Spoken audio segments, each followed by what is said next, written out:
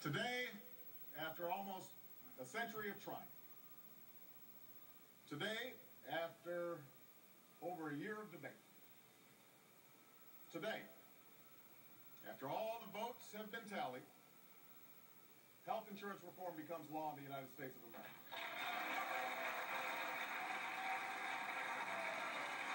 Today.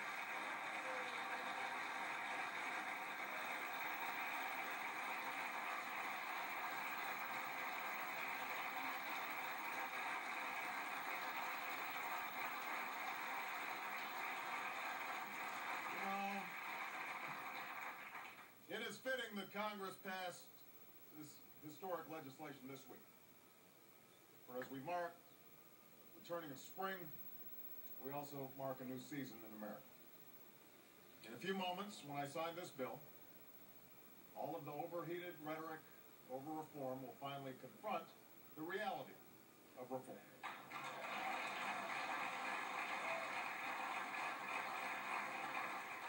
And while the Senate still has a last round of improvements to make on this historic legislation, and these are improvements I'm confident they will make swiftly. The bill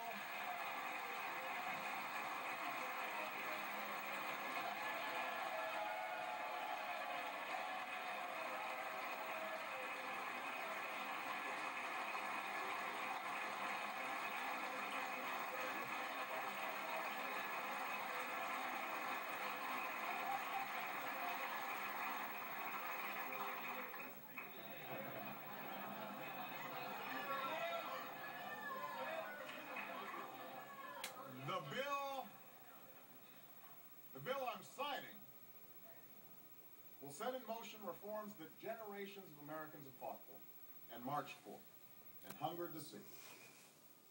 It'll take 4 years to implement fully many of these reforms because we need to implement them responsibly. We need to get this right. But a host of desperately needed reforms will take effect right away.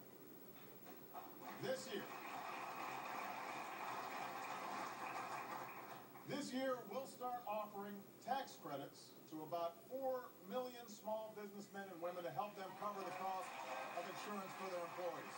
That happens this year.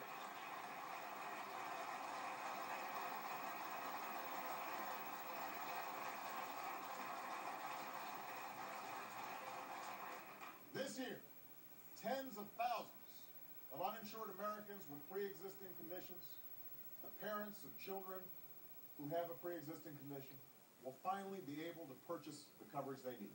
That happens this year.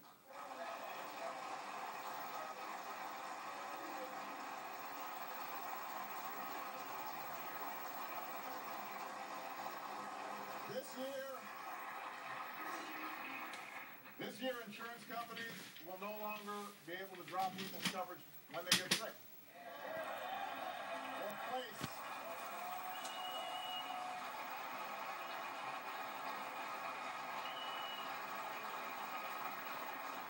They won't be able to place lifetime limits or restrictive annual limits on the amount of care they can receive. This year, all new insurance plans will be required to offer free preventive care. And this year, young adults will be able to stay on their parents' policies until they are 26 years old. That happens this year.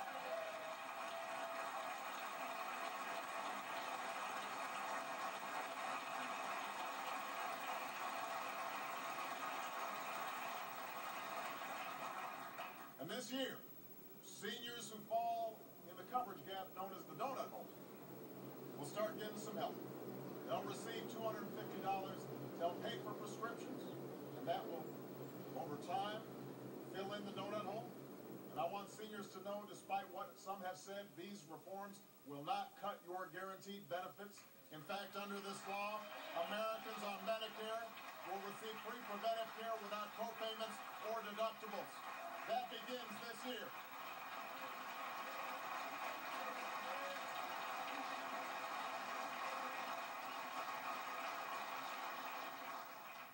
Once this reform is implemented, health insurance exchanges will be created, a competitive marketplace where uninsured people and small businesses will finally be able to purchase affordable quality insurance. They will be able to be part of a big pool and get the same good deal that members of Congress get.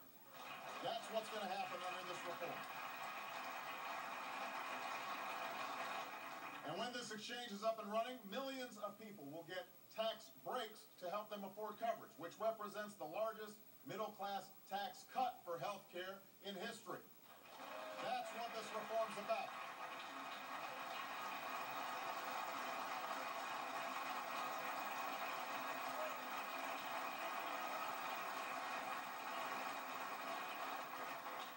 This legislation will also lower costs for families and for businesses and for the federal government, reducing our deficit by over $1 trillion in the next 2 decades. It is paid for, it is fiscally responsible, and it will help lift a decades-long drag on our economy. That's part of what all of you together worked on and made happen.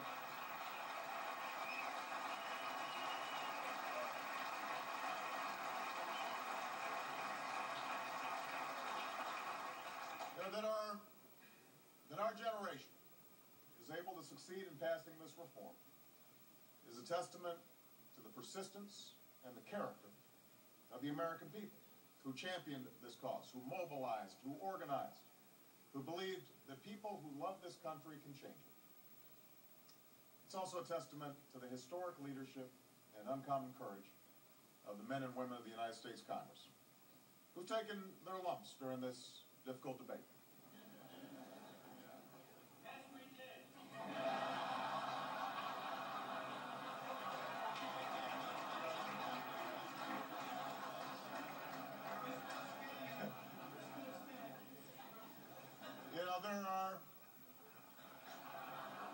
There are few tougher jobs in politics or government than leading one of our legislative chambers. In each chamber, there are men and women who come from different places and face different pressures, who reach different conclusions about the same things and feel deeply concerned about different things. By necessity, leaders have to speak to those different concerns. It isn't always tidy. It is almost never easy. But perhaps the greatest and most difficult challenge is to cobble together out of these differences the sense of common interest and common purpose that's required to advance the dreams of all people, especially in a country as large and diverse as ours. And we are blessed by leaders in each chamber who not only do their jobs very well, but who never lost sight of that larger mission. They didn't play for the short term. They didn't play to the polls or to politics. One of the best speakers the House of Representatives have ever had, Speaker Nancy Pelosi.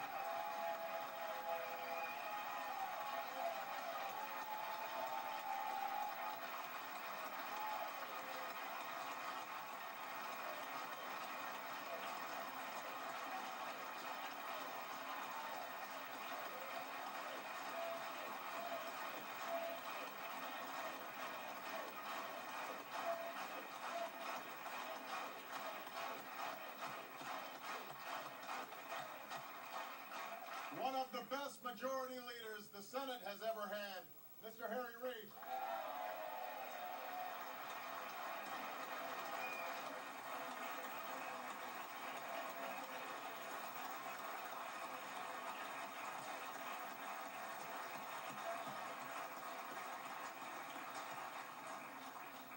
To all of the terrific committee chairs, all the members of Congress who did what was difficult but did what was right and passed health care reform, not just this generation of Americans will thank you, but the next generation of Americans will thank you.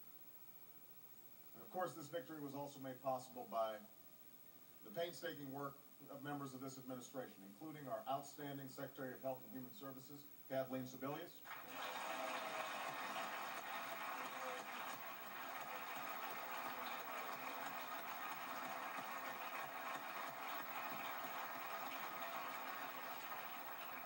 and one of the unsung heroes of this effort, an extraordinary woman who led the reform effort from the White House, Nancy Ann DePerl.